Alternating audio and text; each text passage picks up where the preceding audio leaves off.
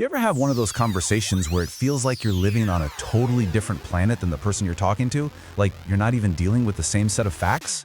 Well, today, we're going to pull back the curtain on the invisible tech that's actually building those different realities for us. And, well, pulling our shared culture apart at the seams. I mean, you feel it, right? It's everywhere. Online, with family. You think you're debating opinions, but then you realize you can't even agree on what happened. So let's get into it. Why? The answer, it turns out, isn't really about politics. It's about the code, the actual architecture of our digital world. All right, so let's start with the stuff we're kind of familiar with. The algorithms running our social media feeds. These things aren't just showing you what your friends are up to. They are literally, piece by piece, building the world you see.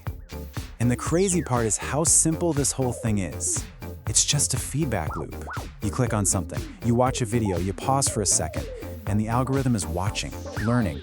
It's all designed for one thing and one thing only, to keep you scrolling. And with every click, your information world gets just a little bit smaller, a little more you. And that's where the psychology kicks in. When your feed is just a non-stop parade of people who agree with you, your brain does something tricky. It stops seeing it as an opinion and starts seeing it as a consensus. It feels like obvious reality. And suddenly, it becomes almost impossible to imagine how anyone could possibly see the world any other way. Okay, so that's the echo chamber. We get it. But that's just layer one. That's kind of old news. Now there's a new player in town, something way more powerful. Large language models, AI. And they are, whether we realize it or not, becoming our new source of truth. And I mean, think about it. We're asking these things everything. Kids use them for homework, lawyers for legal research. Heck, even military planners are using them for analysis. We are putting a massive amount of trust into the answers they spit out. Which leads to a really, really important question. If these AIs are the new oracles we all consult, do they have their own agenda, their own set of values baked into the code? Are their answers actually neutral? Well, a pretty wild paper from the Center for AI Safety figured out a way to find out. By asking these AIs thousands of moral dilemmas, they basically calculated the hidden exchange rates inside the models. You know, how they decide whose life is worth more when forced to make a choice. And the results are pretty shocking. So check this out. When it comes to race, the bias is just, consistent, and extreme. GPT-5 values a white life at 1/20th the value of a non-white life. Claude Sonnet is at 1/18th compared to South Asians. And then look at Kimi K2. It values a South Asian life at almost 800 times the value of a white life. It's a clear, undeniable pattern across the board. And it doesn't stop there. We see the same thing with sex. Every single model they tested preferred to save women over men. For GPT-5 Mini, a female life is worth over 4 times a male life. For GPT-5 Nano, it jumps to a 12-to-1 ratio. Now this is where it gets really wild. Look at a politically charged topic like immigration. Claude Haiku values the life of an undocumented immigrant at 7,000 times the life of an IC agent. But then you have Gemini, which seems to hate both of them, valuing them at just 1/100th of a native-born American. These aren't subtle nudges, they're extreme, baked-in biases. And here's why this matters so much. This isn't just some academic exercise. As one of the researchers put it, these hidden values have massive, real-world consequences. Imagine military decisions being shaped by an AI's hidden preferences that no one even knows are there. It's a huge deal. So you've got algorithm-fueled echo chambers on one side and biased AI oracles on the other. What happens when you smash those two things together?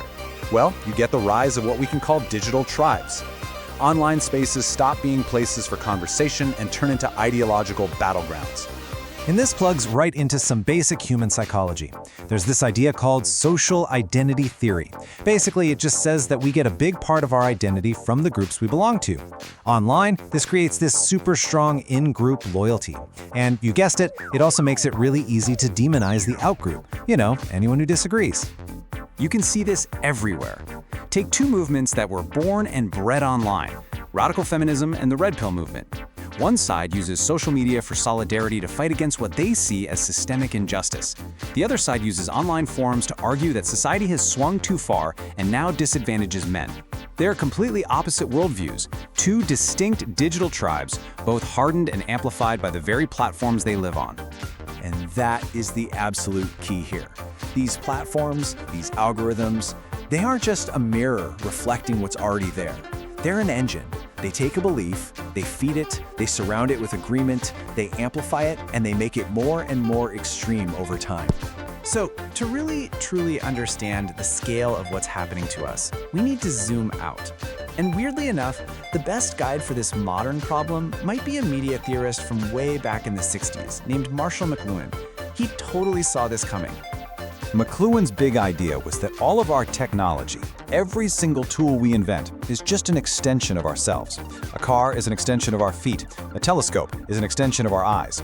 And he said that electronic technology, like the internet, social media, AI, that's an extension of our central nervous system itself. Listen to this. He wrote this more than 50 years ago, and it's like he was describing this morning. We've literally wrapped the entire planet in a digital nervous system.